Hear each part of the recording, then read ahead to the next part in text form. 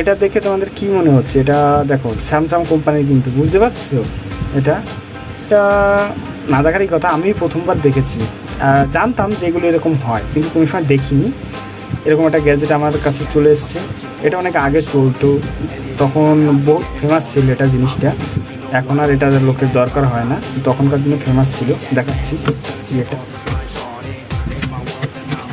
এটা কাজ ছিল কোনো কোনো কাস্টমারের মানে ব্যাটারি ব্যাকআপটা বেশি দরকার ছিল, যখন পাওয়ার ব্যাঙ্কগুলো না ছিল তখন এগুলো ছিল। এখানে কাস্টমার একটা ব্যাটারি কিনে এটা আলাদাভাবে চার্জ করতে পারতো। এটাই ওটা চার্জ করার পরে আবার খুলে ওই ব্যাটারিটা ফোনে ব্যবহার করতে পারতো। এটাই দেখো এখানে চার্জিং পিনও আছে।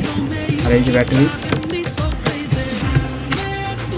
এই যে সেম একটা ফোনের ব্যাটারি যেরকম থাকে সেম ব্যাটারি।